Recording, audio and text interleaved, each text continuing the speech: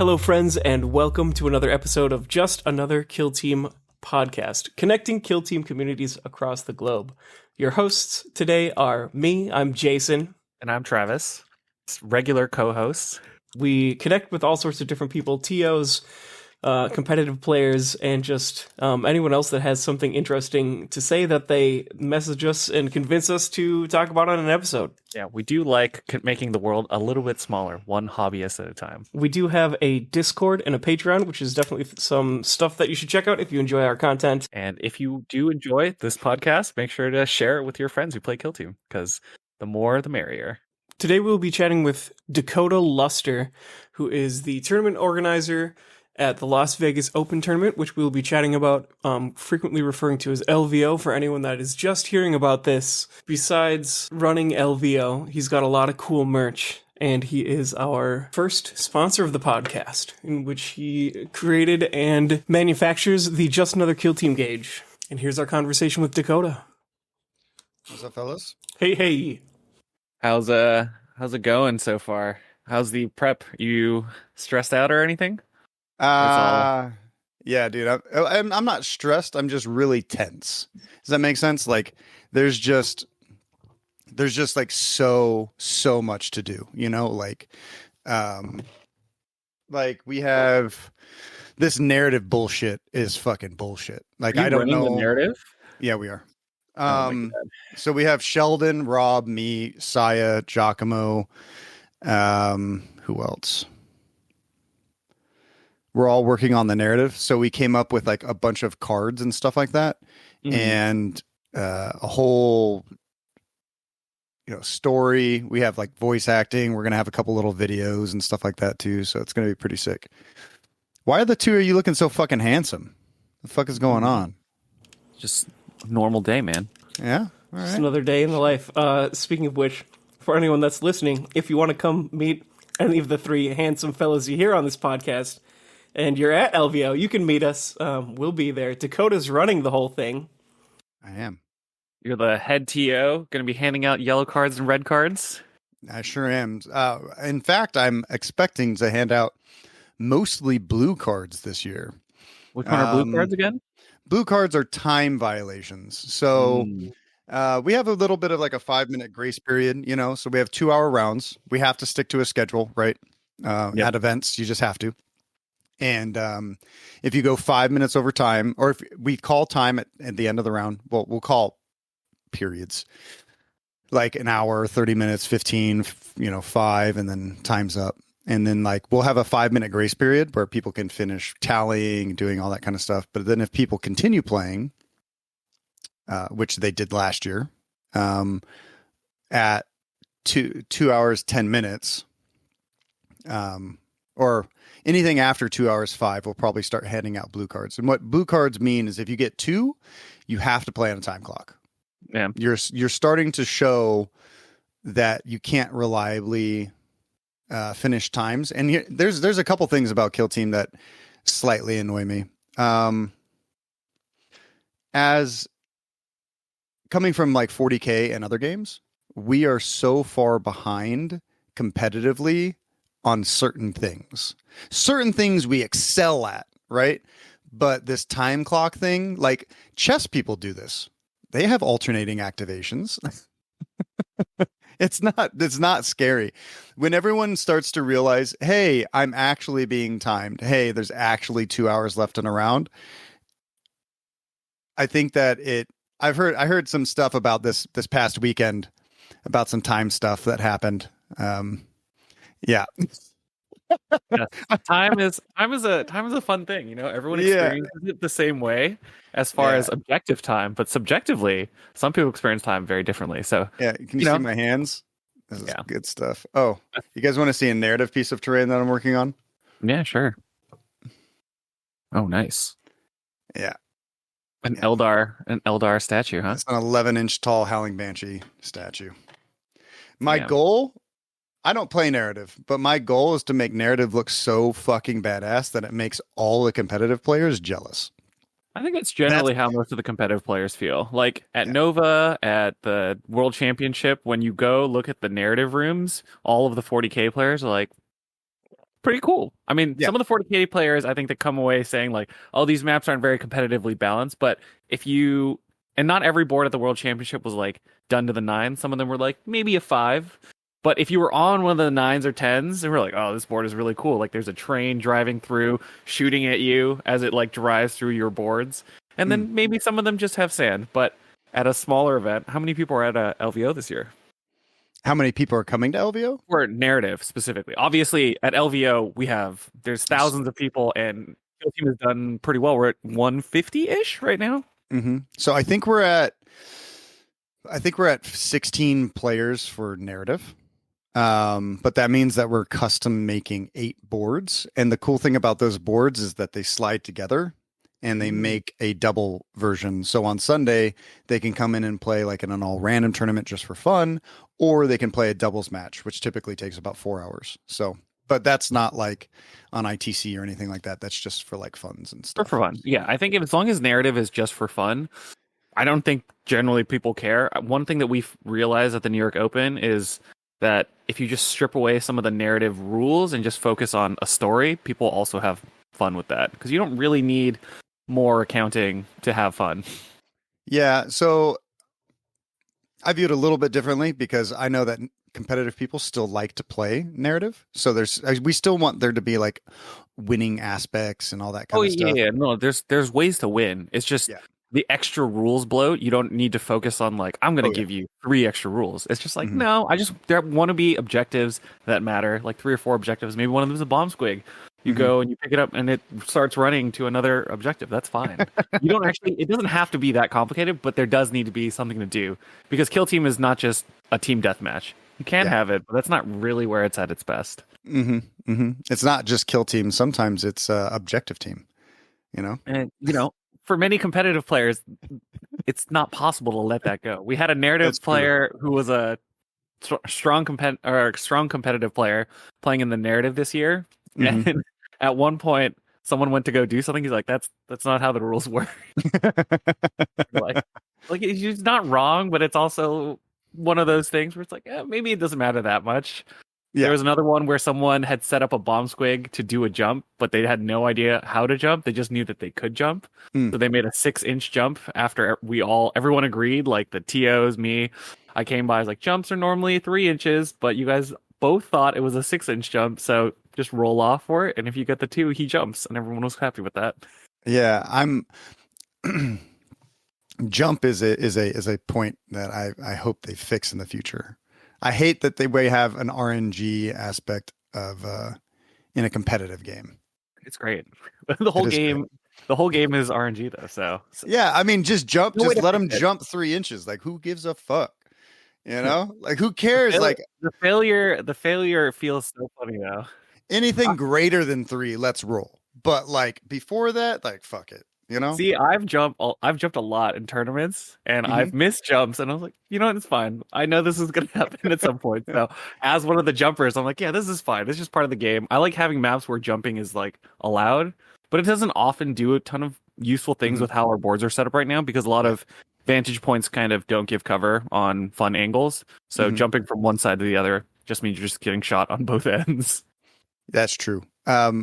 Speaking of jump, I do have a couple maps that I made sure to include jump because I also think jumping is fun. Map design is a whole different beast of a game, especially with teams that just ignore obscuring now. It's just fucking great. I just love building maps. If anyone can see my face right now, that is complete fucking sarcasm.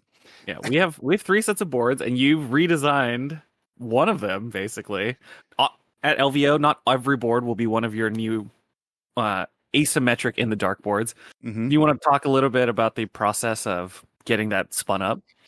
Yeah, so designing maps for Into the Dark. Into the Dark was my very first time experiencing Into the Dark was Killteam Open. So all the way leading up to LVO the first year, they introduced Into the Dark, and everyone kept asking me, "Are you going to include Into the Dark? Is Into the Dark going to be at LVO? Is it going to happen?"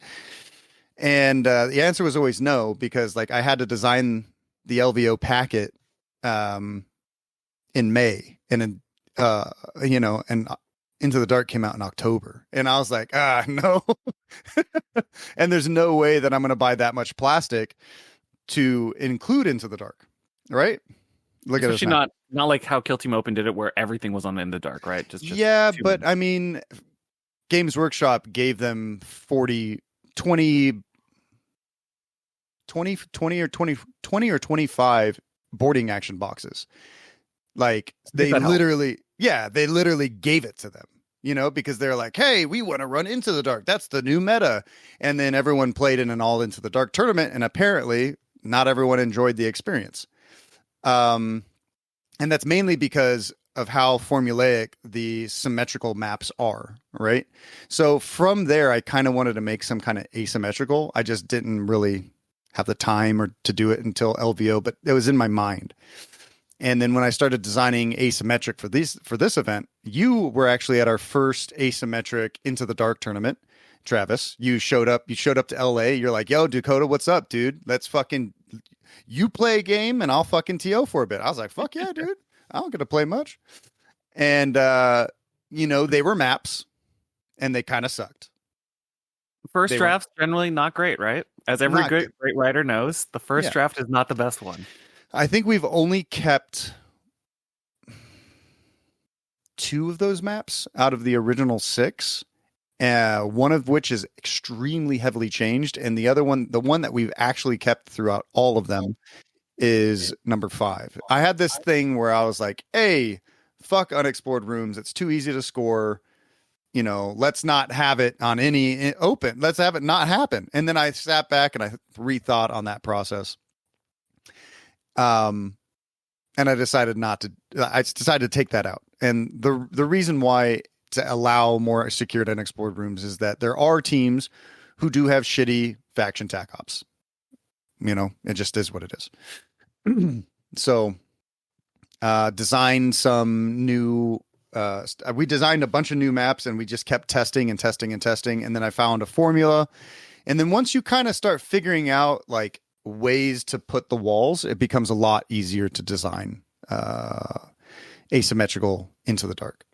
So that was definitely one of the big question marks when we, at that first tournament, we were trying to build some of your maps and they were just physically impossible to build with one box because you had like freestanding pillars and just not enough stuff, because GW, for what it's worth, all of their maps are designed with a very specific language and it doesn't actually freeform fit. Those pillars are not just pieces that you can split up. Exactly. So I remember doing that with you and we were like, I guess we're going to have to use 2 boxes to build this board. Yeah. So then we did, and it's not a problem for a place like LVO when we have literally 35 plastic Into the Dark boxes, right? Which, you know, was a whole undertaking itself. And I'll probably die from plastic lung cancer later in my life because of all the sanding I had to do. Me and the squad games, and we call them the LVO rescue crew. It's a bunch of locals that come to my house on weekends. We buy them pizza and sometimes beer, and then we just spend the entire day building terrain. Everyone's favorite activity. Classic. Fucking favorite. So yeah, basically coming up with the asymmetricals was really difficult, but I think the new asymmetrical maps are really, really good. Like maybe we have a couple things here and there, but you know, the symmetrical ones have things here and there, you know? Yeah. You know, look at map 1. I did play on one of them yesterday, as the time of recording this, where I was on one of the asymmetric ones, and there's a pretty large defender advantage where one side is funneled to like on opposite sides into 2 middle squares. That was a little rough defensively, but overall, I've been pretty happy with how the maps look. That one just has a little bit too much empty space splitting up one of the sides, but it's fine. It just is a map. And I think it's nice to have a little bit of a spread. So if you have the normal GW and some of the asymmetry, I think that'll also be nice for people. Absolutely. Yeah. There are some asymmetrical, there are some symmetrical that we won't have at LVO. Like we definitely won't have map 5 or map 1. Map 1 favors hordes too much, and they're way too like shooty hordes. Like elites just can't do anything on the map, right? So there's feedback, and then if a map really, really sucks, or we find out like a map is really, really bad, we'll have it in the packet, but we just won't have it at the tournament, if that makes sense. Makes sense. It does make sense. Yeah. I actually did try a game with my intercession on map 1, and it went well for me. I ended up just squeaking it out. For the symmetrical? Yeah, map 1 was the... Conduit, right? The 4 boxes. There's like that big open area in the middle, and then the spots down the side. And then there's kind of like this diagonal angle where you can get to a door with a dash and open it up, and then anyone that has someone over, like, there's this whole area of the map that if someone's there and you can ignore obscuring, you can just like nail people. Mm-hmm. Yeah, I still think that Vet Guard and Pathfinders have like a huge advantage on that map over Intercession. I just think they do. Yeah. I mean, that. Jason loves playing the Doom Bolter with an Auspex, so he's standing around with no obscurity and just nailing people across the map. So anywhere where there's no obscuring, Jason's Intercession squad is at home. Is at home winning the day. I like that. Yep. Be careful taking that roster into Felgor. But then the rest of my list is chainswords. So then it's just like, I've got the one guy that's like the Chuck Norris of the squad. It's a Black Templar Marshal is the model I'm using for it. He's got like a giant cape. He's got a combi bolter. He's got an axe. I've seen him. He's this beautiful looking dude. So I give him 9 out of the 10 equipment points, and then I've got the gunner with a combat knife, and then just 4 dorks with bowl cuts and chain swords. Mm-hmm. Mm-hmm. See, so I call that like making one guy Batman. You know. Yep. I've always wanted to do that with the Phobos. I also love the fact that the baby Phobos Reaver from Scouts is better than, like, maybe not better, but I wonder where Reavers from Phobos lost their 3-up lethal. You know, where in their training did they lose the armor? The armor weighs them down. Oh, yeah. They've got the black carapace as a scout, but once they put on the armor, they lose the lethality. They realized that it was more important to be terrifying than deadly, so they're just like, we'll trade that. That's fair. That's fair. And hey, they've got their 5th attack and their 4 damage normal hits. That's a pretty big upgrade. Attack does a pretty good job of being lethal most of the time. Yeah, see, I think that's what Phobos is missing. To make them like really cool, I've always said this, is to give them a dedicated melee guy. Like an actual specialist. I've always been upset by that ever since the team came out. It's okay. I'm sure the new Chaos Space Marines are going to have tons of melee specialists for the Phobos to look at and know they can't have. So they actually went to that Reaver and ripped him in half and put him on a spear because they're like, oh, guess what? You're not good in melee. We are. So. And you know what? If you really wanted to, you could kit bash that with Phobos and make something crazy that's like Phobos using those rules and they're all chaosy. That'd probably be a pretty cool project. I think so. Is that not what Night Lords basically are? Just Phobos Marines that went a little bit too dark? Yeah, they went a little crazy. Just a tad bit. Chaos Reavers. Drinking a little bit too much blood and, collecting one too many skulls. You want to talk to the listeners about LVO? I'm sure the majority of our listeners know about LVO, but for any of our global listeners that don't get a chance, since you're the head TO, the head honcho for the last couple of years, you want to spill the beans a little bit on LVO? Yeah, LVO this year is going to be crazy. So we had 87 players last year. We sold 100 tickets, right? Which I believe, tied Spain the previous year. And then I think KTO had the same amount of people go to their event as we did, or at least play in their competitive event, but they didn't have as many ticket sales. And then Warhammer Worlds blew everyone out of the water. I think they sold 120 something tickets and ended up getting, what was it? 120? 110? 117. 117 players. Yeah, 120-ish. Yep. So this year, like, my goal is, like, I'm a very competitive person. Like, when you play me at a tournament, like, we'll play, we'll have fun. But my goal is to win at events. So I love seeing other people do well at events because it motivates me to have better events, right? I love going to other people's events because I like to learn from those events and do that kind of stuff, right? So I went to a lot of events this year, saw a bunch of things that I liked, I didn't like. And we're incorporating a lot of that into LVO. And this year we ended up selling 164 tickets for the ITC event this year. And we'll see how many of those actually show up because there's always a drop rate, right? But we pretty much smashed Warhammer Worlds out of contention for, I hope they beat us next year because that'll just, push me to go harder next year. It's 2024 now, yeah. By the time everyone's listening, we're out of 2023 into 2024 proper. Yeah, I'm still getting used to that. But yeah, so essentially we already had most of the open terrain pretty much done from the year before, but this year we wanted to add a lot of Into the Dark. And the reason why I wanted to add Into the Dark is because I think it's a very viable form of the game, even though some people dislike it. I think it's a million times better than Beta Decima for sure. Competitive wise, right? Maybe not fun wise, but competitive, I think it is. Yeah, I really like Into the Dark still. I've liked it all along. And I saw like the set that you made when I was at LVO last year. Are you going to be using any of those, or is all the LVO going to be plastic?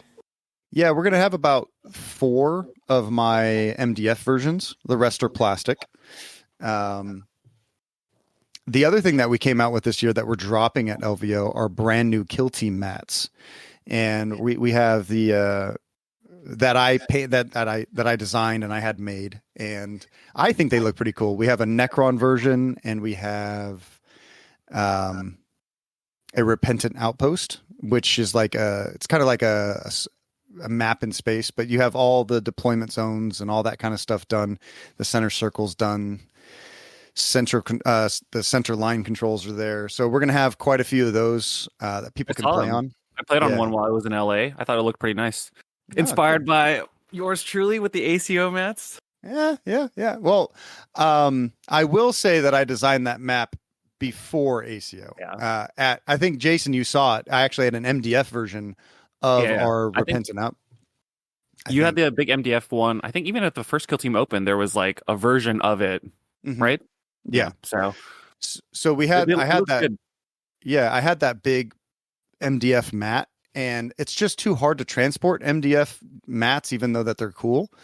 So, reached out to a manufacturer to have them make a bunch for us. We got 175 mats made, got a couple pre-orders to help with the sales, and then LVO, they're going to be out there for people to buy. So, but essentially going back to LVO, 164 players. And guess what the most taken faction is? I've done all the stats on my own event so far. I think we're still missing like 15 people to put in their factions, some of which may be drops. But do you fellas want to guess the number one taken faction? I want to guess Intercession Squad. I'm going to guess Veteran Guard. You think Vet Guard? Commandos. Veteran Guard or Intercession or Commandos? Okay, so Intercession's tied for second, and Commandos are number one. Vet Guard are tied for fourth. Makes sense. Yeah. I mean, the nerf was not probably enough to make them bad, and on In the Dark, they're still pretty good. Yeah, they're still really good. On Open, they do have to play a full game now, so I do think the nerf was good on Open. On In the Dark, they probably the buff that they got where they switch the order of when you get to use your forward deploy probably doesn't need to be there. Maybe it's good for everyone else. Not great for Commandos because they get 9 inches and a door open. Yeah. I mean, I'm okay with the Commandos nerf. I think that I would still like to see everything reverted from them. So you have to choose like the Bomb Squig or the Commando Grot. I'm okay with them leaving the pair, maybe reducing the activation, or just making the Bomb Squig less damaging. Because if you're going to leave it there, it probably doesn't need to be at the same power level because they don't need it. I'm going to say something spicy. I still don't think the summer of Melee is over. I think that we're still in the winter of Melee, even with the Caster Kings out here, rocking their little crowns, I don't think that I think that Melee is going to be way too strong. And I mean, we have some really good shooting teams now, like fucking Pathfinders, Travis. Look, I'll be there. We'll see. I think they're really good. I'll just paint your skin blue, so that Jason can burn you with his flamer. It's flame or grenade launcher. You take Yep. yeah, your pyroblaster, right? Yep. Yeah. My assault grenadier is the pyroblaster guy from the Black Templar kit. You know, on Burn one the of the Xenos. maybe more interesting decisions you made, you allowed the brand new teams to come in, so the Blades and Scouts. did. Do you have an idea, or do you feel like you can make our listeners privy to what percentage of the metagame that might be? I'm just curious. I sure Yeah. can. Yeah. So I originally so there's a lot of thought process that went into allowing Blades and Scouts. Firstly, we got an entire month of rules released to when LVO is, right? 4 weeks. Yeah. So we originally were like, are we going to allow these guys blah, blah, blah, blah, blah. And then like right before Christmas, they got released. And I was like, yeah, why wouldn't we? They don't seem busted, and they are right before. Yeah, they got released within our cutoff window, which was like a 2-week thing. But all of the models already exist. They're already out there for people to make and buy. Outside of the Scouts, you can use old Scouts. But I think aren't the Scorpions? Oh, the Scorpions aren't new either. no, like, well, the Scorpions are like the new sculpts are new, but like the old metal or plastic one or resin ones are similar enough. That's why we don't allow anyone to proxy anything for that team. Like for this event, if you're going to bring them, you have to bring either the brand new Scouts, the brand new Scorpions, or you have to bring old Scouts or the most recent edition of Scorpions, because we don't want any confusion. That's my biggest thing. Is there's a couple people that have that just submitted their conversions, and I was like, if you didn't tell me, if you showed me this thing like a month ago, I would have said no. Or 2 weeks ago, I would have said no. But I told them, I was like, hey, all of the models mostly make sense, but you have to label your models. Every model has to have the actual name of the operative on its base or wherever. Because they mostly make sense. It's just they kind of blend together visually. Yeah, there's like a couple things that are just like, some people this year have really like the hobby, so that they really like push it, and it's like, yeah, this is too far. But we mostly allow the teams because they didn't seem too busted at all, and we had a really long window for people to learn the rules, see the rules, and it's not the player's fault or Killteam players' faults that GW didn't release a team outside of Justian for 7 months. It's not their fault. I would love to have Games Workshop actually get some feedback, so maybe they can include something on their balanced data slate rather than ignoring them. Yeah, I think that the teams are cool. They are cool. I've played. We had a whole podcast on Blades. I think they're great. And Scouts seem very fun, but they definitely do not seem broken, which is nice compared to what happened last year. Yeah, broken team, Felgor, broken team, Cult. Oh, wow. Okay. And well, Inquisition just like sneaking behind with 5 AP2 guns, getting ready to just nuke elites into oblivion. So yeah, I think it's better. It's better than that. Yeah, I think we have 3 Blades and 2 Scouts out of 100. Out of 140 players. It's not. I was very close to giving it a run, and then I played Commandos, and I said it's probably not what I want to spend my weekend. Yeah, I think the reason why I like these teams, is I think that they have they're really fun to play, but I think they definitely have their weaknesses. I think Scouts probably have less weaknesses over Blades, but I think Blades has stronger matchups. Like in the 7 wound more style for me too. I think the act of playing Blades, you get to do all of this rules kind of like cheating. That's very unique and feels very eldery. But Scouts are like, all right, I've got a bunch of heavy guns. I've got some dudes with shotguns. I'm gonna move up. We're gonna pump the shotgun. We're gonna see how these 4 dice go. We're gonna have ambushes.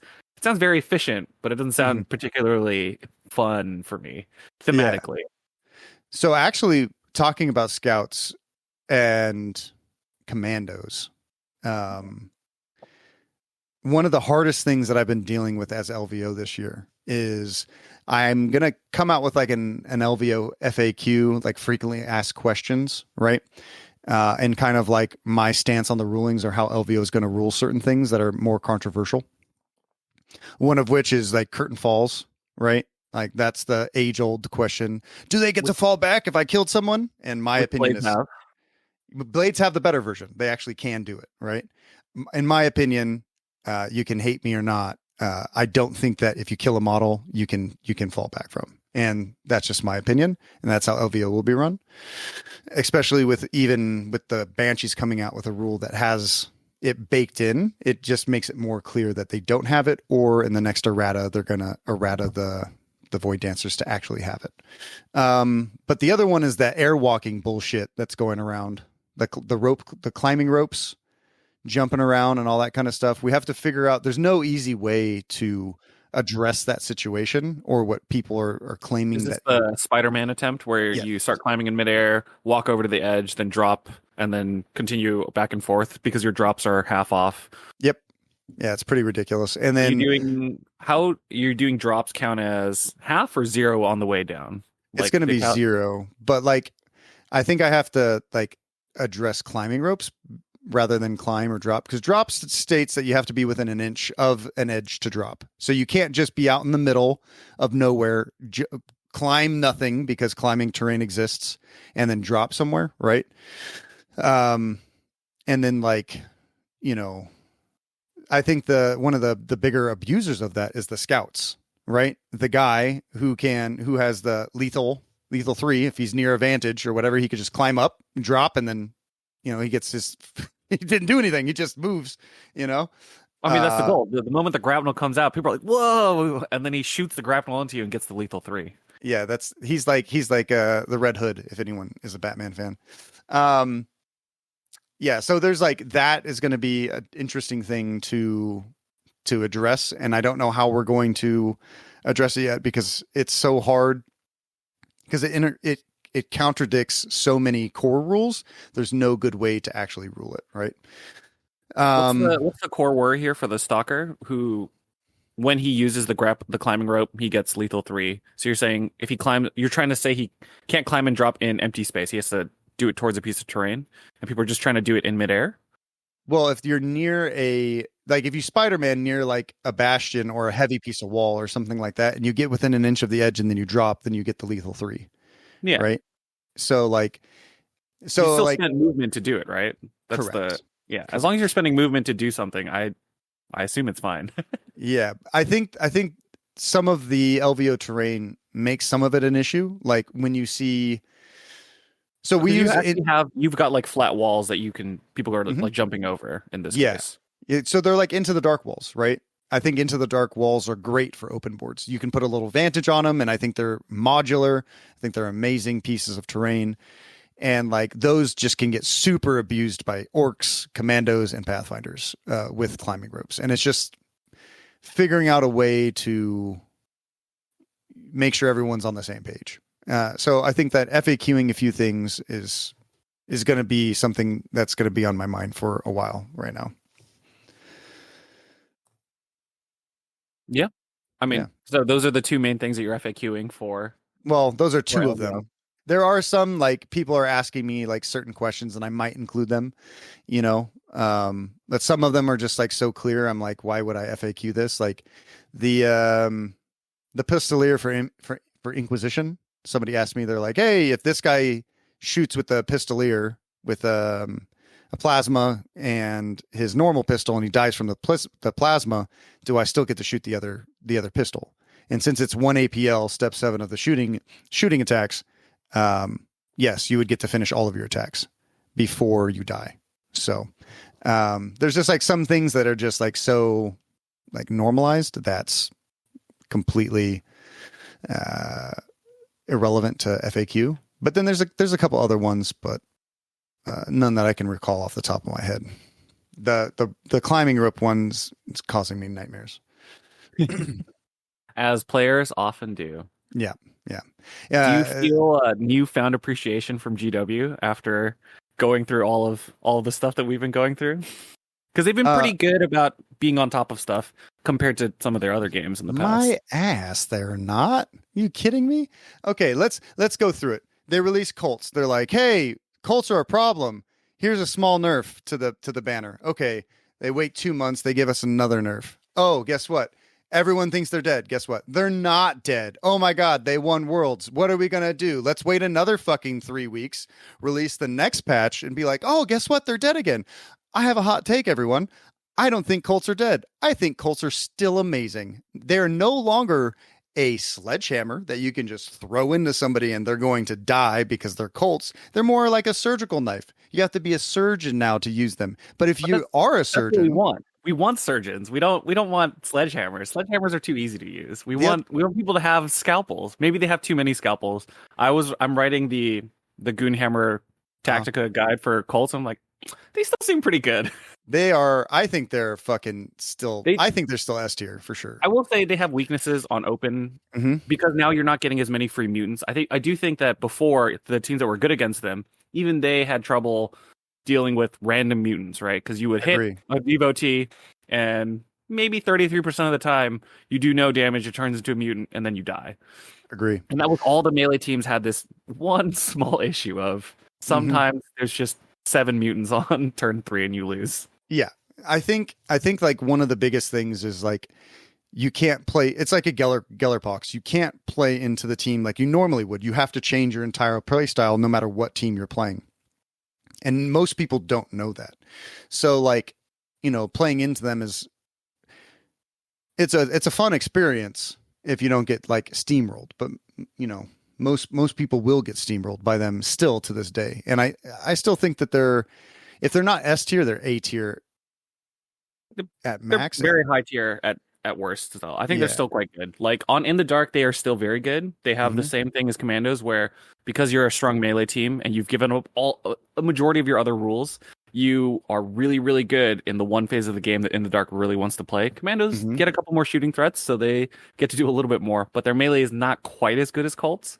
But Colts can have a 3-wound torment, still pop out, deal 9 mortal wounds on the way out, and still hit someone for 4 or 5 damage, which is a lot. Yeah, and then when they start injured, they can spend a CP and reroll all defense dice. So there's a lot of good stuff they can still do. Like there's another thing that,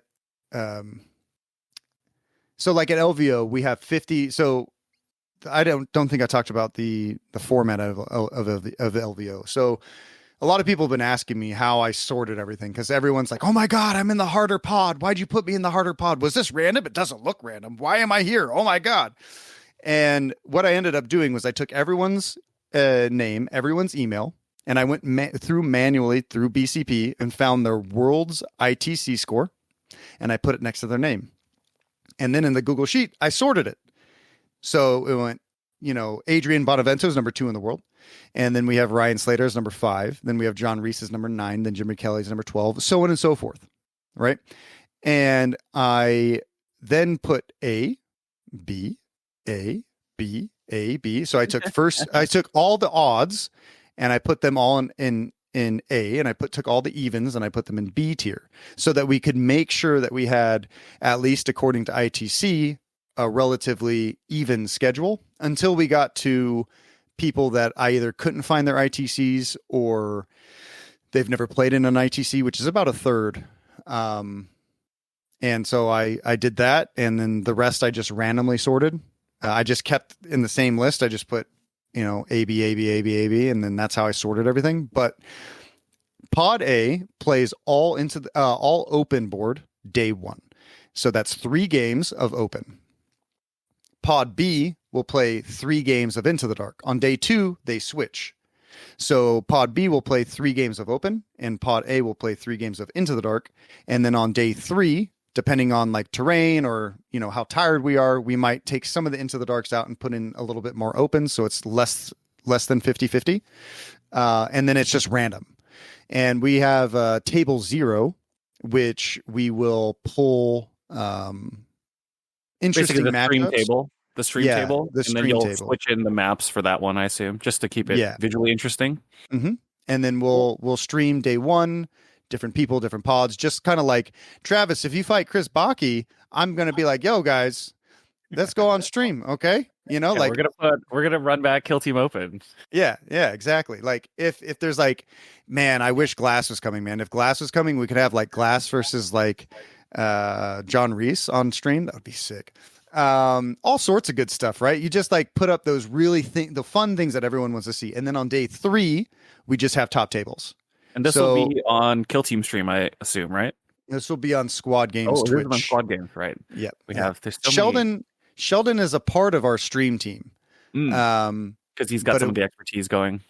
Yeah, so he's going to be joining Giacomo. So I took both of them and I made them top head TOs of the stream table. If they need me, they call me over. But they're going to be dealing with Twitch, all the electronics, and making sure that everyone's following the rules on stream. And every stream game is timed, right? Like I've gone back to this time and time before.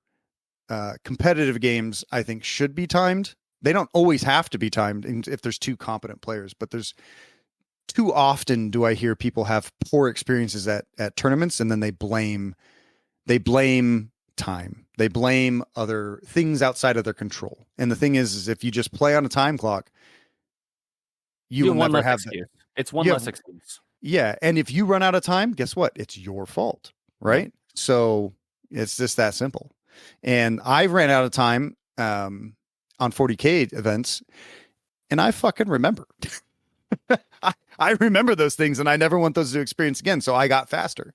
And I think that's something that's important. Yeah. Speaking of teams that have never gotten nerfed, or not nerfed hard enough, you play Vetguard, the team that will never be nerfed, it seems, because they're perfect. They're perfect. Yeah. GW has shown through nerfs over and over that veteran guard are perfect. I think the last time we had someone on here, they were talking about how Vetguard is OP. And, maybe they're not OP, but sometimes it sure kind of feels like it. I think Vetguard are really sometimes dice reliant. Like I went to Nova and I went, 4-0 day 1. I was just playing out of my mind. And then I went like 0-3 day 2. I remember I've passed by one of the games. Really, I demoed 4 times in one game. I was like, that's not acceptable to go. Yeah. And I blew myself up on that game too. And I didn't die because I took the rosary. It was excellent. Vetguard need a nerf. And if I was going to see Vetguard take a nerf, I would definitely say they either need -2 operatives from their, from the thing that gives them 4, the tactical assets or whatever they're called. Yeah, I never call anything. Yeah, that's the one. I never call anything by Vetguard by name. I always mess it up. So I'm always going, when I want to do move, I go move. When I want to do shoot, I just say shoot. Or I think it's called take aim. And for fight. What is that one called? Fix bayonets. Yeah, I call it fight. And I mean, you get it. You just re-roll ones, right? So so the other thing that could be nerfed on Vetguard is I think the demo mine needs to not blast through walls. I think that is I don't understand. It's just so stupid. Why does it go through walls? I'm going to abuse the shit out of it. Oh, you have 2 Space Marines hiding behind this Octarius wall. Okay. Well, take 4 attacks hitting on 2s, 5-6 damage, AP 1. Oh, I just lost a Marine and this one's almost dead. Yep. That's about average, And then if you don't kill him next turn, I'll just drop another one and kill them. That Space Marine. Activation 1. So I think because trading two Space Marines for a single model Vetguard model is absolutely great. It's amazing. Vetguard are really, really, really strong. And I think that they're easily S tier. I think they could win this whole tournament if the right people bring them or play them. Because the other thing that we have to remember about Killteam is that it's not just a team game. It's not like what team is the most powerful. It's what team does the community or do players think is the best, and which one of those players can take that team the farthest and perform the best with it, right? At Worlds, we saw a bunch of people come with all different types of teams. And ultimately, in the general same skill level between all players, we saw Colts win because Colts were the strongest team, hands down. And I think that Vetguard are definitely one of the strongest teams currently. I think they have a good match into Kasserkin. I think they have a good match into Pathfinders is a little sketch. Sometimes it's good, sometimes it's not. It's dice roll dependent heavily. Pretty 50-50 in my experience. It's a pretty close matchup. I think Pathfinders maybe a little bit better on some maps and a little bit worse on In the Dark. Mhm. And I think Vetguard in general have good matchups in everyone just because their power pieces still do enough to kill anything. I think that's the thing about Vetguard is that when you bring them, you never have a bad matchup. Unless if you're playing Felgorn Into the Dark. That's not fun. Yeah, you have to do the work for all the matchups because you have to make sure your Plasma, your Melta, your Demo Man are all being used correctly. Your comms has to baby the right thing. You got to be able to use all of your tools. And if you start getting shot a little bit too fast or you make a mistake and someone ends up in your lines, it does crumble pretty quick because, 7 wins on 5 saves, not great defensively, but you've got all the tools. I think Absolutely. Demo Man probably, maybe shouldn't go through walls, or maybe the Demo Man just does a little bit less damage. It doesn't have to kill a Space Marines. It could just be Let it kill Space Marines. It could be 4 or 5. Travis, shut up. It could be 4 or 5. Like the thing is, it's so weird to me because there are ways that we could nerf the teams just a little bit and still keep them feeling impactful. Like a Demo Mine hitting a 7-8 wound model on 4-5 still kills them. It doesn't have to kill a Space Marine. Or we could just have it not be used 4 times. But for whatever reason, Games Workshop really likes that the Demo Mine can be done 4 times. I think the number one thing is to make sure it doesn't go through walls. See where the team starts to sit, because a lot of people use it as a crutch, right? And there are other ways to play Vetguard. You don't have to just abuse the Demo Man, right? It's just the most fun thing to do. So why also just really straightforward, He sits there with 3 APL and you can't move within 11 inches. Yeah, like 11 inches or 14 inches if you have something saved up. So I say, let's flip that around. And if you're going to be playing against Vetguard, what do you do with the demo guy? I've got my own plan, but I'm curious to see what you guys think about that. You fucking kill him. Games I that put I've 5 lost, marker lights on him and then I delete him. That's what I try to do. But he's probably hiding behind a door. I assume that's like people. Somewhere where you completely can't see him. You can't charge him. Generally, 3 APL. If it's in the back of their deployment, right? If the Demo Mine is controlling from their drop zone, then really you're just controlling the other parts of the map. You're just not pushing towards where he is. Once he stages up to another open area, your thing is for the next turn, because he can't do it the turn that he stages. On the next turn, you're trying to make sure that you have people that can go around the flank and doink him from the side. If there's no way to visibly see him, then you just give him a guy and make sure someone else can come kill him afterwards, because you don't want him to do it 3 times. So games that I lose, I get impatient with the Demo Man and I move him up to a more dangerous spot, and then someone grenades him, somebody does something that I didn't see coming or I didn't see an angle, and that's when he'll get caught, right? So I think that the best thing to do on Into the Dark is not deploy to the side that the Demo Man's on. Now you can hope that the person doesn't know how to play the Demo Man on Into the Dark, right? And if you do, you can go through 2 doors reliably and blow up people. And that's how I caught Adrian Bonavento at Nova, and that's the only reason why I beat him, right? He beat me on every other thing except I killed 3 orcs with a Demo Man, and he was like, "Oh." And I was like, "Yeah." And he was like, "Okay, I didn't know you could do that." And I was like, "Well, that's why I won." For listeners who don't know, do you want to explain the play? Oh yeah. Okay. So, you have to have one model open a door. Okay. So you have like one of your GA2 guys, he opens a door, maybe he moves on to an objective. Okay. You have your other GA2 guy open a door and do whatever, right? Then you take your confidant, or you, first things first, always at the beginning, and another mistake that players do against Vetguard on Into the Dark is they usually always give away first turn to Vetguard, and you just don't do that. You just don't do that to Vetguard, because what it allows them is it allows their comms to get the +1 APL to the demo, and that's all you do. That's like if you're looking to use the demo turn 1, you always first activation you give them +1, because if they move up and they do something, it's you now have the opportunity to do something. Now, if you move up and open a door first, it's less likely that you want to use a demo immediately. So you give the demo man +1. Use one of your GA2 guys to open up 2 doors. And then on your third activation, you use your confidant paired with your demo man right in front of a door. The confidant moves over to the second door, which is usually, I think it's 7 or 8 inches away. So you have move on. You move up 7 inches. You open the door. Then you move your demo man 7 inches. You drop the mine right in front of the door. And then you blow it up and you dash. And then you'll kill your confidant and you'll kill whatever's on the other side of the door.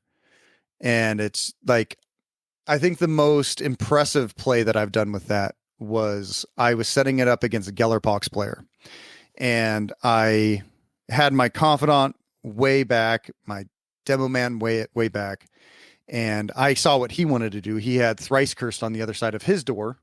And I had another guy move up and open my door. They had a mutant open his door and move up and charge my guy. And his next activation, he was going to use thrice cursed to barge, move through the engage and flame like 6 guys. Well, what I ended up doing was he didn't charge my other guy. He just moved him up to block the doorway. So what I ended up doing was I took my confidant, I charged his mutant in the doorway, and then I used my demo man to move through like an inch and a half gap between them. Because if a little known rule is if a model is in engagement range of another model, you can use a model to move within engagement range. So I then would move my demo man. There, yeah. Correct. So I moved my demo man around the fight, placed the mine, and then I dashed him away. And then I killed 3 mutants. I killed a glitchling. No, I killed 2 mutants, 2 glitchlings. I killed thrice cursed. And all with the demo mine. Like action, third action of the game. And he was like, "Oh, yeah." Yeah, it's one of the dirtiest demo mine plays I've ever done because it used so many rules all together, and there's just like a lot of play that you can do with the vet guard. The more you play them and the more you practice with them, the better you get. So this is like a team that has almost like an unlimited skill cap, just because there's more and more and more things that you can do. Every time you play a different team, you can learn something. I lost against novitiates because I've never played them before, but my strategy to fight novitiates now is to take all hot shot lasguns and then take use a CP for overcharged lasguns. And now I don't give a fuck. You only get 2 saves now. Fuck you and your bullshit.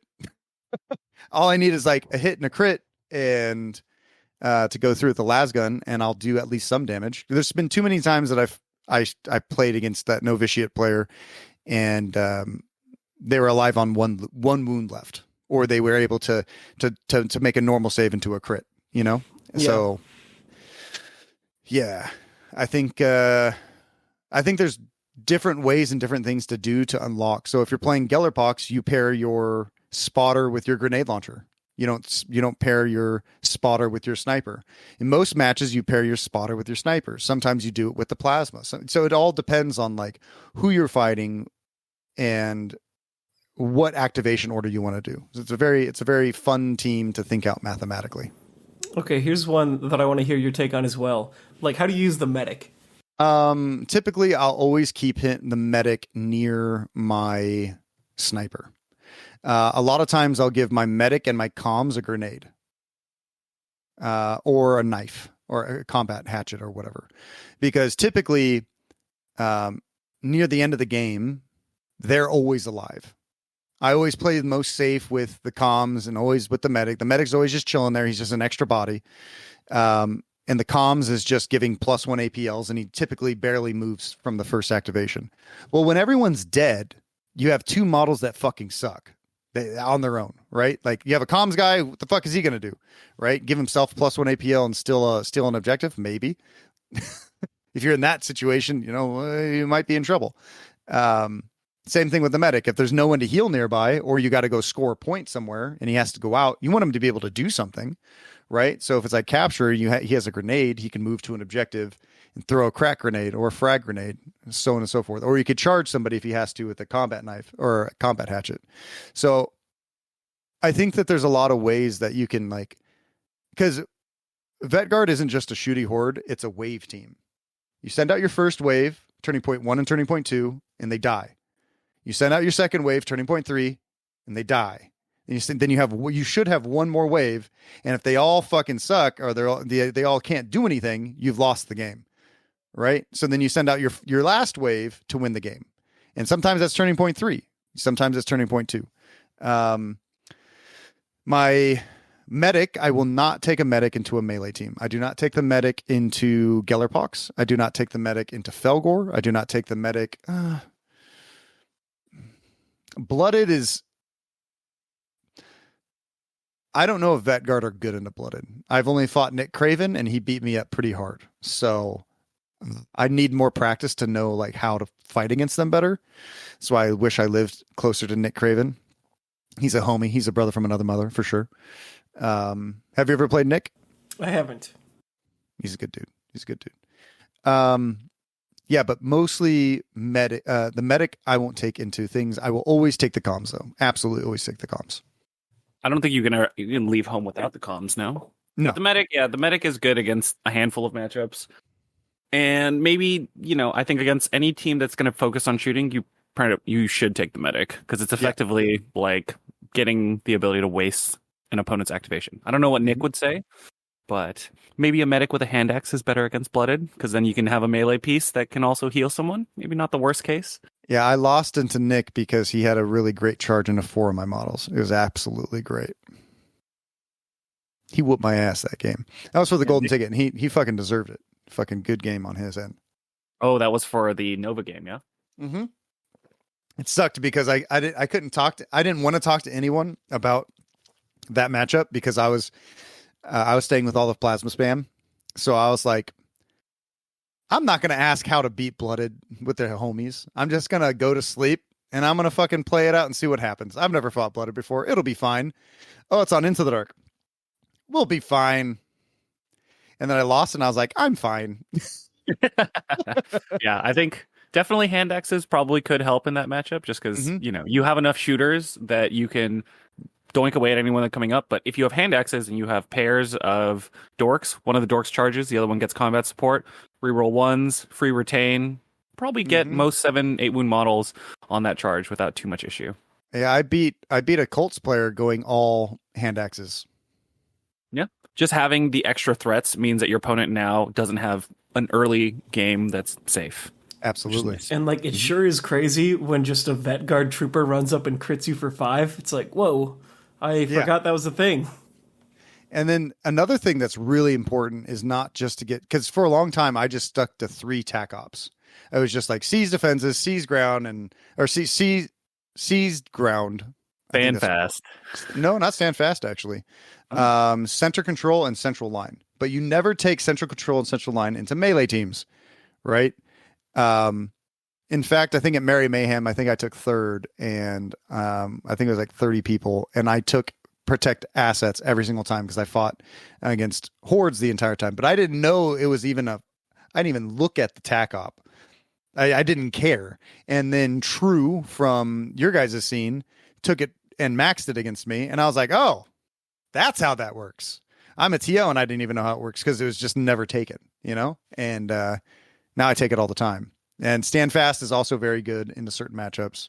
It's just kind of like I said, Vetguard is like a puzzle, and it's just like a puzzle that's never solved because more teams get introduced, things change. So they do have a couple puzzle pieces that you never use though, like the Bruiser and the Zealot.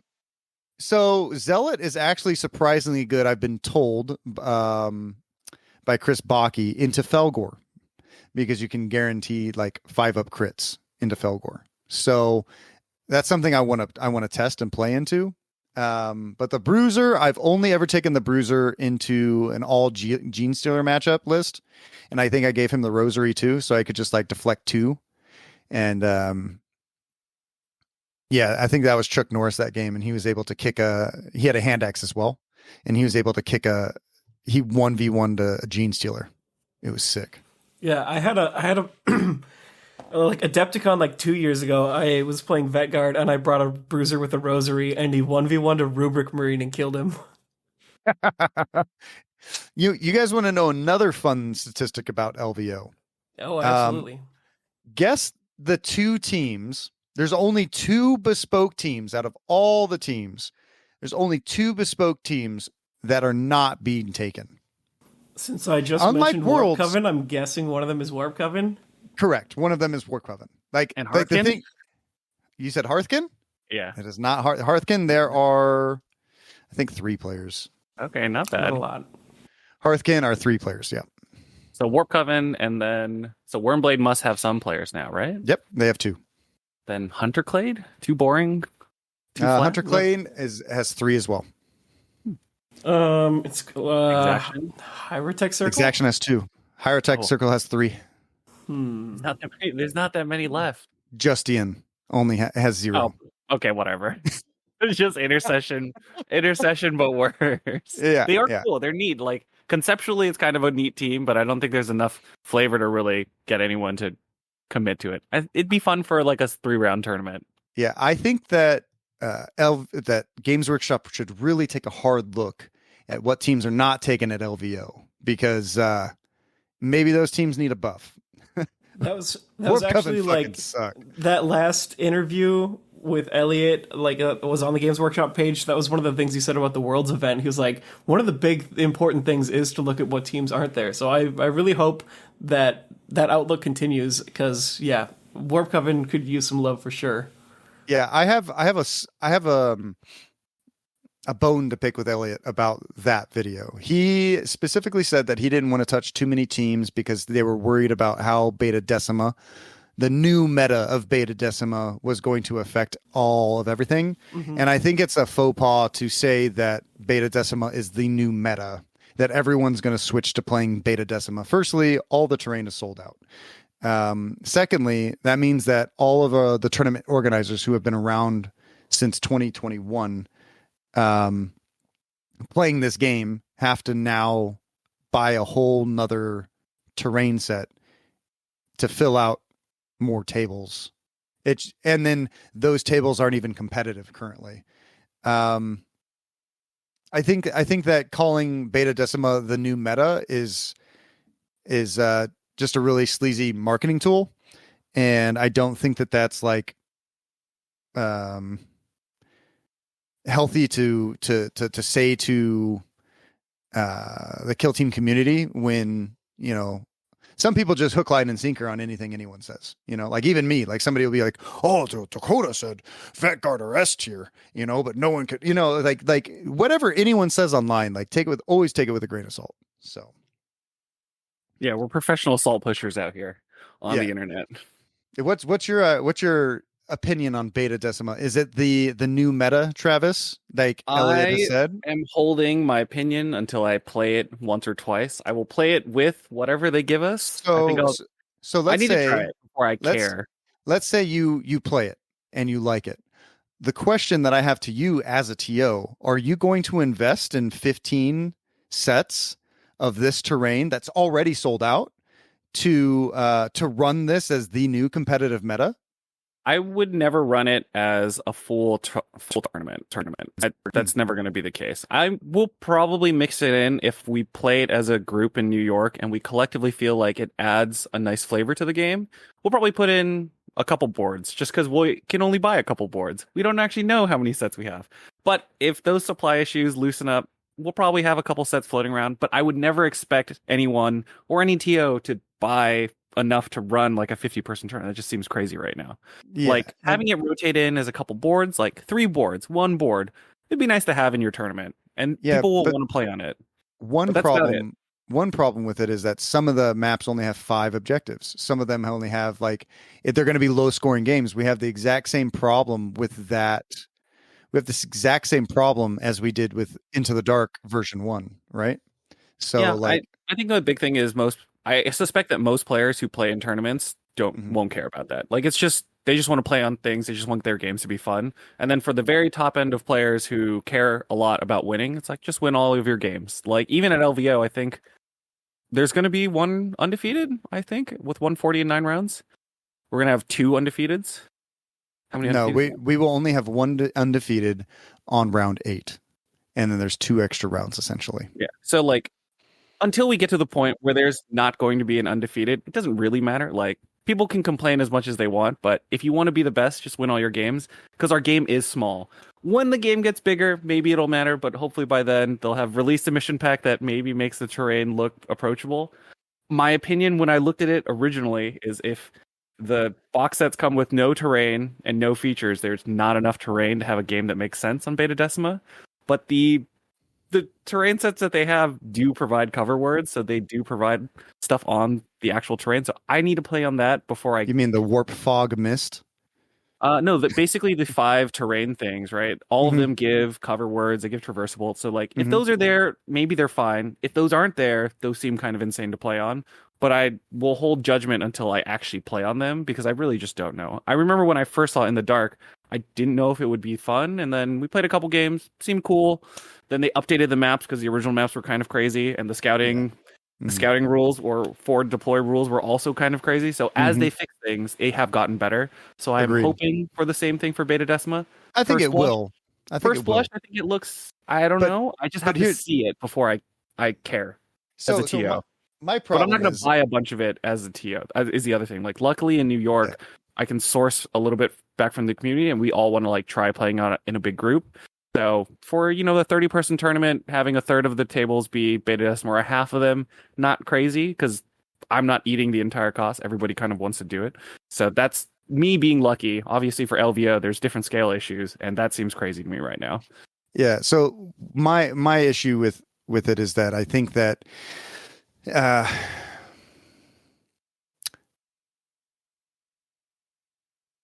think it's the fact that we don't have competitive missions for Beta Decima, and they're already saying it's the new meta. And if they fix it over 6 months, why are we waiting on balanced data slates that are not going to fix our current issues? Yeah, that are like waiting for Beta Decima. I totally get that. Yeah. That makes a lot of sense. Yeah. Obscuring. I think there's like 9 teams in the game now that ignore obscuring. So is it just like a rule that they want to like delete out of the game? What we have 28 total teams now, 9 of which is over a third, right? 9 and 9. It's about a third. A third of the teams just ignore obscuring with at least one model, right? It's kind of crazy. I think ignoring rules is just part of how you build games, though. So I don't mind teams with one model that ignores. Phobos theoretically can ignore with 6, and that maybe will feel bad on Beta Decima. We'll see if having six models with 3-4 bolters is going to be good enough if they all ignore obscurity. I have no idea. Jason probably thinks otherwise because he's done it before. But I'm going to hold my tongue until I play it a couple times and I see everybody interact with it. And then I will probably have much stronger opinions after I've played it once or twice. So for listeners to my podcast, you guys have probably heard this before, but anyone who hasn't listened to my podcast, I'll say it here as well. I think that you guys remember Pariah Nexus? Yeah. Never played it, luckily. That was like that was kind of like the death knell. Yeah, the end it was like the arena expansion. Yep, the end of the last edition. Yep. I think those maps are going to be excellent for Beta Decima. You throw in some Into the Dark with some of those obscuring pits that you can jump over, and I think it just makes it so much more interesting than an oil rig that has fog. I just think way cooler. I think there are many ways for them to take the new rules that they've added in. So I'm kind of excited to see where it goes. I'm excited to see what they use as a way to update the missions, because the transition from old In the Dark to Crit Ops 2022 In the Dark is night and day as far as playability goes. Absolutely night and day. So absolutely. if they can hit another one of those transformations, I will be over the moon, because I think the terrain looks cool. Like when I saw the Warhammer Plus report, I thought, well, that looks cool. You think it looks cool? I thought it looked cool. Well, it was because the models look pretty striking on the red backdrops and stuff. I was like, that looks neat. See, I'm colorblind. I don't care about red backdrops. Look, it was red, green, and that's just gray to you. So it doesn't look good. It won't look good. I think the terrain will work great for Nockmund. like you throw two terrain sets together, it actually makes Nachman competitively viable, in my opinion. But yeah, I mean, I'm excited to see where we go. Yeah, I'm excited to see. Like, I don't have strong opinions right now, just because I need to see it in play. Having played Blades, and talking to Kevin for this week's podcast or last week's podcast, and hearing about Scouts, both of the teams are fun, seem cool, and have lots of fun play patterns. So I'm looking forward to what they can do for this new season with this new terrain. That's fair. And the new Night Lords models to me look kind of sick. They do look great. They look absolutely great, and I can't wait. And if they don't show off the next team at LVO, I'm gonna lose my fucking mind. Yeah, I'm sure we're gonna get a preview at LVO. Like at pretty much every big event that's happened lately, there's been some preview for Killteam, and especially with the big lull that we had in the break, I'm sure they've got all sorts of stuff that they're ready to show off, and LVO is the perfect time for it. At least the other half of the Night Lords box. Yeah, I think that teams are going to start turning out like a fire hose. There's no 40K to redo this year. I'm just saying they gotta redo AOS and other games in order to turn a profit, to keep the record profits up. So I'm sure there's still plenty of stuff in the tank for Killteam, and the absolutely. new models. Anything that they've printed for the new Killteam stuff has looked pretty good. My fingers are crossed for a Vespid redo with the Tau expansion. If they could sync up their releases across lines, the new Vespid models are actually a Killteam box. That's what Valrak keeps saying. Yeah, I want new Vespid. He's saying new Vespids, and then I have a theory. So Valrak just came out on YouTube and said that Wormblade is going to be one of the next teams coming out. Not Wormblade, a new Gene Stealer cult.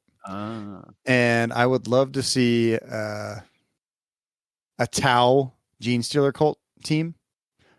That's definitely all of those lore things. All of the edges of the lore are things that I look forward to, because as a youth, it was all of these things were hand built by people. But if I could get a couple of models of Tau Society, but getting culted, that'd be great. I'd love that. I have a question for you guys. Is there any what is your guys' favorite aesthetics, Killteam, your favorite Killteam for aesthetics for that just came out and is this is the ultimate perfect Killteam? I mean, I'm a huge sucker for Phobos. Just all the Space Marines I love, and Phobos have just been a fun one there. I mean, they're just squirrely Space Marines, and I love that. That's fair. I was really into the Chaos Cults model when they came out. That whole squad, I was this looks tight. Yeah. I was a big fan. Mine is, and it's a good cohesive army, right? Everyone is feeding into the theme that way. So yeah, they definitely have one of the cooler aesthetics. Mine would be Commandos. I think is the number one best kill team ever made aesthetically, and then probably Exaction Squad for me after that, just because they're just fucking cool. Space cops. Space cops, small cops with guns. Yeah. Nothing. And, they do have I think their rules are very thematic and very flavorful. The fact that you can get a cop that's backing you up to beat someone up is just great American copping. That's why I have 30 of them. Don't ask me why. He said coughing in his 10th edition 40K list. Yeah. It was a boarding action list that now boarding action is dead, and it makes me sad. Yeah. Rest in peace, boarding actions. I think Inquisition is also just story-wise an amazing kill team, especially because I had a bunch of Inquisition kill teams that I made before the Inquisition kill team came out. So my Vet Guard was all Inquisition conversions. I had I forgot the name of the kit, but there's a 2 model kit for Underworlds or something that's that dude with the flintlock pistol and the crossbow lady. And that was my sergeant of the squad, and my sniper was the crossbow. And then I had cultists and Kriegers and Cadians and just all sorts of models chopped together to make my Vet Guard team Inquisition themed. And then I kind of did the same thing with Deathwatch, where I added in Inquisitor Greyfax, but with Deathwatch combi weapons and a power sword and stuff like that. And I chopped up some sisters and made a Infernus Heavy Bolter and just sprinkled in, and it was half Deathwatch and half just other random stuff to make an Inquisition kill team. and stuff like that. Inquisition thematically is amazing for Killteam. But here's the thing. They have the dumbest leader in all of Killteam, Jason. They have a dude with a fucking book. It's not even an Inquisitor, okay? I can't get behind Inquisition. Hear me out. They don't hit bashed Inquisition, but it's actually a Tau Ethereal and their kit and their squad. Pathfinder. I actually think it would be a really good conversion because you got the Ethereal as the core model, and then you just requisition parts of the Tau army, whatever else you can get. This is the little shade, but it's also it works, right? So I thought you were originally going to go with you could put an Inquisitor in there and do this and this and this. And I was like, yeah, but the model sucks, right? But then you said Ethereal, and I'm like, oh yeah, well Ethereals suck anyways. So yeah, it's a perfect fit. Yeah, exactly. The Ethereal shouldn't be good in combat. Sometimes they're okay with a knife, so it's great. And then you can have all the different casts do their thing. Like a water cast B is you're like Scrivener is hey, he's just a trade diplomat. Why wouldn't he be? Actually be sick as fuck. And then you could also have Guasevas, the human versions, like a little fire team of humans with tower rifles. That would actually be sick. Or your actual Casterkin are Casterkin models that have that have switched over to the greater good. That would be dope. Those would all work. Mm-hmm. It would all and work. Now instead of rerolls, they just have marker lights. I'd be down with that. I'd like them more than Pathfinders, I think. Well, we'll see. Maybe Colts and Commandos will just put a stop to me at LVO. It'll be fine. I mean, they could. What do you think of the Felgor matchup? I saw some games recently this weekend where Pathfinders were getting bodied by Felgor. I think it's probably player dependent. I think I played them twice at the Critmas tournament in the middle of December. Mm-hmm. I won both of the matchups, and it was doable. I can shoot you hard enough. I can do stuff early on, or they play perfectly, and I don't do anything early on, and they get in my face. But it's also not that crazy that I can set up some good reposition recons, run away, then jump people with Montcaw turns and just nuke a bunch of goats. And really, if I hit the goat hard enough and they don't instantly kill me and I get one hit or two hits, I can still kill them in melee to finish them off. So 2 hits puts them down to 2. If they get doinked in melee, they can still die. So not great, but you do have 12 activations. You have enough guns. And now I have the recon drone, which I wasn't allowed to have before. Which is amazing. I think I'm so excited for LVO. I can't fucking tell you. I literally, when I did the lists and I started sorting everything, bro, I just started losing my mind. I started losing it. It was great. Yeah. I mean, we're excited to have you on here to talk about it. We're excited to be there, meet you in person again. Obviously, I've met you a couple times, but Jason's met you a couple times too. So, and Jason won my Eldar terrain from last year. That's true. You can try to win. You're gonna try to win the next raffle. Is it another guess a random number in a jar thing? Probably not this time. I guess no matter what it is, I'm gonna try to win. That's fair. That's fair. And anyone who's listening, if they want to get an acrylic gauge from Dakotah, hopefully now that the laser's been repaired, things have smoothed out because of the outpouring of community support. Mm-hmm. I had anyone that doesn't know, my laser burned down recently, right before Christmas, December 15th, and took it hard and started a GoFundMe. And then everyone in the Killteam community has been very gracious and given me quite a lot of money to help me get back up on my feet, me and my family.